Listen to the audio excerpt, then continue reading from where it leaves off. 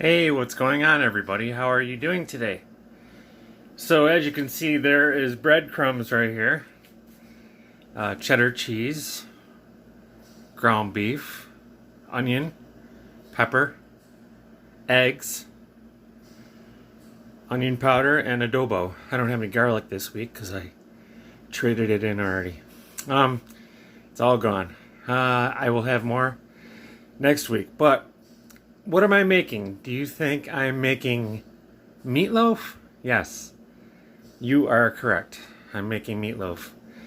And so what I'm going to do is I'm going to wash the pepper and clean the onion up and put it in the Cuisinart, which is the food processor, and grind it up really fine. And then I'm going to put it all in a bowl, mix it all up, and then I'm going to put it in a baking pan for cooking in the oven. And that's my Sunday special dinner for today. So that'll be good. And we're going to all enjoy it, hopefully. So there's all the onions. And I half chopped them, I peeled them, I washed the pepper, took the seeds out, and put that like in there too. So here we go.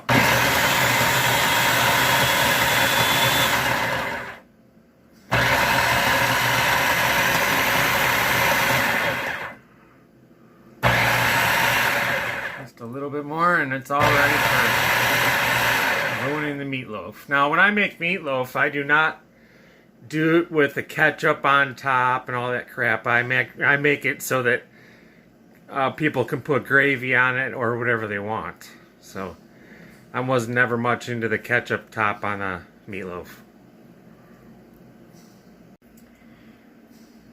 So there is the chopped up vegetables. They look really good, right? So I like doing them small like that because it comes out really nice and it really makes a nice meatloaf. And so now I'm going to put in some breadcrumbs. As you can see, I don't really measure them. I kind of put maybe 3/4 of a cup. That might even be 1 cup. Basically what that does is stretch out the meatloaf so that it lasts or goes bigger, so you can make a big meatloaf for like 4 people or so. Putting in the eggs. Yes, I'm a one-hand egg guy. And other one's over here. And there's the other one. Okay. Oops, almost popped that on the floor. And then I'm going to put the onion powder in because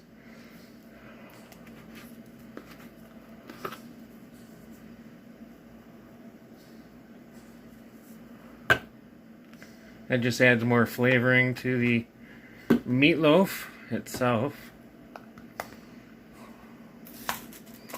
And I'm putting a little bit of adobo in. I know adobo has sodium in it, but certain things need a little bit. And I'm gonna put a little bit. Okay, that's it. And then we're going to put the meat in. I'm using ground sirloin, which is very, very lean. I don't like a lot of fat. I know you probably think, wow, this guy's a fat guy anyway. I am, but it's not because of this. It's just because that's what was in the cards for me, is being a fat guy. And so I take the meat out right out of the container, let it plop right in there. And then the other thing I add is cheddar cheese.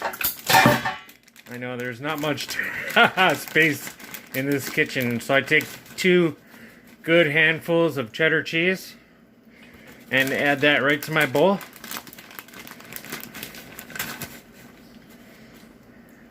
And I'm gonna have to turn the camera off to mix it up, but I'll be right back to you guys. Okay, so I figured out a way to do this by holding it with one hand, and I keep sneezing.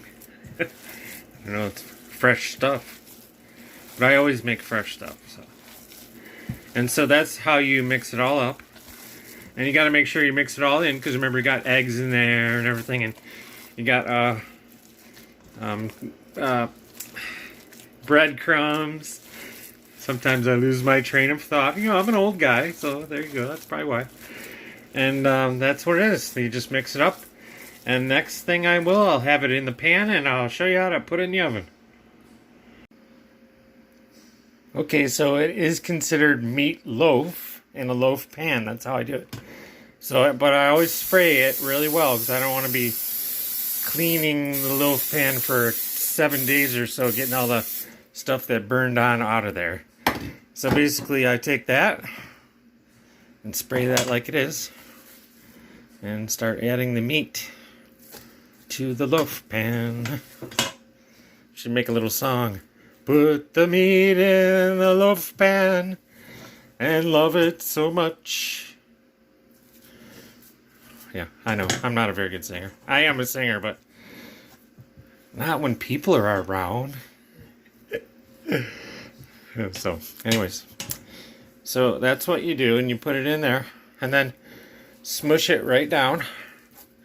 You want to let it rest for a few minutes before you get it off of there, because basically what you're going to do is flip it onto a pan that you would put it in the oven on, whatever. And then it will be a loaf.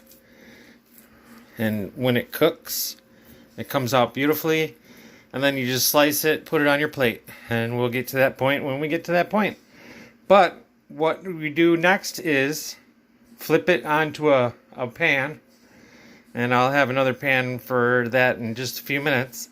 And then put it in the oven at 350 degrees for, I don't know, almost a half hour probably, because you want it to cook all the way through. And you pull it out at 165 degrees, I think it is. Yeah. So, enjoy. So, I flipped it out of the loaf pan into a pan that goes in the oven. And the loaf pan could have gone in there too, but it doesn't cook well unless it's exposed to the heat. And that's what we're going to do. Putting it in the oven right now. I'll show you what it looks like when we get done.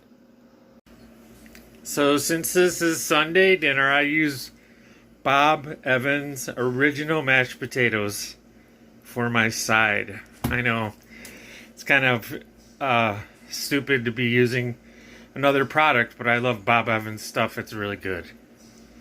And there is the meatloaf cooking. Doesn't that look beautiful? I love it. Probably about another 15-20 minutes. So look at that, you guys. Oh man, that looks beautiful, doesn't it? So I'm going to be cutting off a little bit of the end.